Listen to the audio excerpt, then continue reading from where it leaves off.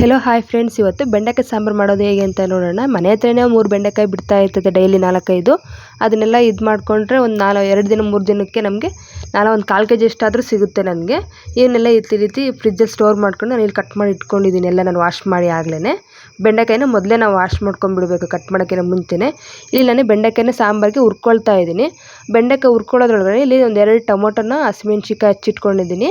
ಒಂದು ಈರುಳ್ಳಿ ಕಟ್ ಮಾಡಿ ಇಟ್ಕೊಂಡು ಸ್ವಲ್ಪ ಕೊತ್ತಂಬರಿ ಸೊಪ್ಪು, ಕರಿಬೇವಿನ ಸೊಪ್ಪು ಮತ್ತು ಒಂದು ಬೆಳ್ಳುಳ್ಳಿ, ಒಂದು ಸ್ವಲ್ಪ ಚಕ್ಕೆ, ಲವಂಗ, ಗಸಗಸೆ, ಒಂಚೂರು ಕಾಯಿ ತುರಿ ಹಾಕ್ಕೊಂಡಿದ್ದೀನಿ. ತುಂಬ ಸಿಂಪಲ್ಲಾಗಿ ಮಾಡ್ಕೊಂಡು ಈ ಸಾಂಬಾರನ್ನ. ಬೆಂಡೆಕಾಯಿ ಹುರ್ಕೊಳ್ಳೋದ್ರಾಗ ಮಸಾಲೆ ಎಲ್ಲ ರುಬ್ಕೊಂಡ್ಬಿಟ್ಟು ಬೇಗನೆ ಮಿಕ್ಸಿಗೆ ಹಾಕ್ಕೊಂಡ್ಬಿಟ್ರೆ ಸಾಂಬಾರು ಒಗ್ಗರಣೆ ಕೊಟ್ಟರೆ ಸಾಂಬಾರು ರೆಡಿ ಆಗಿಬಿಡುತ್ತೆ. ಇಲ್ಲಿ ನಾನು ಮಿಕ್ಸಿ ಜಾರ್ ತಗೊಂಡು ಈಗ ಹೇಳಿರೋ ಪದಾರ್ಥಗಳನ್ನೆಲ್ಲ ಅದರಲ್ಲಿ ಹಾಕ್ಕೊಂಡಿದ್ದೀನಿ ನಾನು. ಈಗ ಮಿಕ್ಸಿಗೆ ಈ ಥರ ಎಲ್ಲ ಪೇಸ್ಟ್ ಮಾಡ್ಕೊಂಡು ಬಂದೆ ಅಲ್ವಾ. ಈಗ ಇದಕ್ಕೆ ಬೇಳೆ ಸಾರಿನ ಪುಡಿ ಹಾಕ್ಕೊಂಡಿದ್ದೀನಿ ನಾನಿಲ್ಲಿ. ಮನೆಯಲ್ಲೇ ಮಾಡಿರೋ ಅಂತಹ ಬೇಳೆ ಸಾರು ಪುಡಿ ಹಾಕ್ಕೊಂಡಿದ್ದೀನಿ.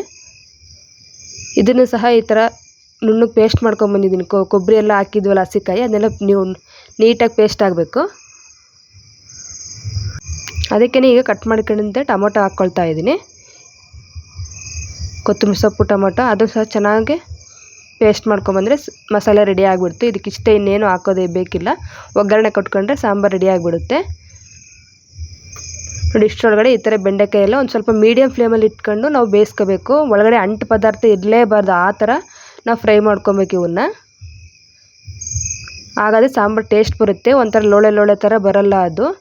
ಈಗ ಒಂದು ಪಾತ್ರೆಗೆ ಒಗ್ಗರಣೆ ಇಟ್ಕೊಳ್ತಾ ಇದ್ದೀನಿ ಸಾಂಬಾರು. ನಾನು ಒಂದು 2 ಸ್ಪೂನಷ್ಟು ಎಣ್ಣೆ ಹಾಕ್ಕೊಂಡಿದ್ದೀನಿ ಇಲ್ಲಿ.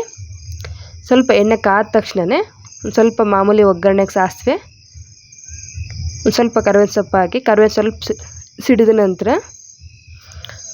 ಹಚ್ಚಿಟ್ಕೊಂಡಂಥ ಹಸಿಮೆಣ್ಸಿಕಾಯಿ ಹಾಕ್ಕೊಂಡಿದ್ದೀನಿ. ಖಾರಕ್ಕೆ ಎಷ್ಟು ಬೇಕೋ ಅಷ್ಟು ನೋಡ್ಕೊಂಡು ಹಾಕ್ಕೊಳ್ಳಿ. ನೀವು ಹಸಿಮೆಣ್ಸಿಕಾಯಿ ಬದಲು ಬೇಕಾದ್ರೆ ಖಾರದ ಪುಡಿ ಸಹ ರುಬ್ಬೋದಕ್ಕೆ ಹಾಕ್ಕೋಬೋದು. ನೋಡಿ, ಹಸಿಮೆಣ್ಸಿಕಾಯಿ ಇದರಲ್ಲಿ ಚೆನ್ನಾಗಿ ಫ್ರೈ ಆಗಬೇಕು. ಅಷ್ಟೊತ್ತಿನವರೆಗೂ ಚೆನ್ನಾಗಿ ಫ್ರೈ ಆದಮೇಲೆ ಈರುಳ್ಳಿ ಹಾಕ್ಕೊಳ್ತಾ ಇದ್ದೀನಿ. ಹಸಿಮೆಣ್ಸಿಕಾಯಿ ಚೆನ್ನಾಗಿ ಫ್ರೈ ಆದರೆ ಸಾಂಬಾರು ತುಂಬ ಟೇಸ್ಟ್ ಕೊಡುತ್ತೆ ಇಲ್ಲಿ. ಈಗ ಒಂದು ಈರುಳ್ಳಿನ ಹಾಕಿ ಚೆನ್ನಾಗಿ ಫ್ರೈ ಮಾಡ್ಕೊಳ್ತಾ ಇದ್ದೀನಿ.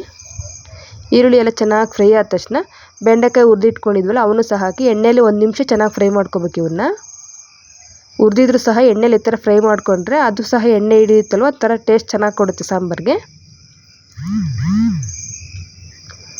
ಈಗ ರುಬ್ಬಿಟ್ಕೊಂಡಿರೋಂಥ ಪೇಸ್ಟ್ ಹಾಕ್ಕೊತಿದ್ದೀನಿ. ಬೆಂಡೆಕಾಯಿ ಎಲ್ಲ 1 ನಿಮಿಷ ಹುರಿದಾದ್ಮೇಲೆ ಈ ಥರ ಮಸಾಲೆ ಹಾಕ್ಕೊಳ್ತಾ ಇದ್ದೀನಿ ನಾನಿಲ್ಲಿ. ಇದನ್ನು ಸ್ವಲ್ಪ ಹಸಿದೆಲ್ಲ ಹಾಕಿದ್ವಲ್ಲ ನಾವು, ಅದಕ್ಕೆ ಸ್ವಲ್ಪ ಫ್ರೈ ಮಾಡ್ಕೊಳ್ಳೋಣ. ಒಂದು 2 ನಿಮಿಷ ಈ ಥರ ಮಸಾಲೆ ಎಲ್ಲ ಫ್ರೈ ಆಗೋ ತನಕ, ಎಣ್ಣೆ ಬಿಟ್ಕೊಳ್ಳೋ ತನಕ ಹುರ್ಕೊಳ್ತಾ ಇದ್ದೀನಿ ನಾನು. ಇದಕ್ಕೇ ರುಚಿಗೆ ತಕ್ಕಷ್ಟು ಉಪ್ಪು ಹಾಕ್ಕೊಳ್ತಾ ಇದ್ದೀನಿ.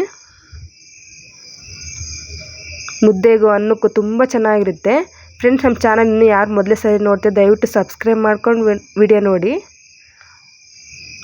ಈ ಥರ ಎಲ್ಲ ಆಗಲೇ ಎಣ್ಣೆ ಬಿಡ್ತಾ ಇದೆ ಅಲ್ವಾ. ಈಗ ಮಿಕ್ಸಿ ಜಾರೆಲ್ಲ ಹಾಕಿದ್ವಲ್ಲ ಅದರಿಂದ ತೊಳೆದಿರೋ ನೀರು ಹಾಕ್ಕೊಳ್ತಾ ಇದ್ದೀನಿ. ನಮ್ಗೆ ಎಷ್ಟು ಬೇಕೋ ಮೆಜರ್ಮೆಂಟ್ ನೋಡ್ಕೊಂಡು ನೀರು ಹಾಕ್ಕೊಳ್ಳಿ.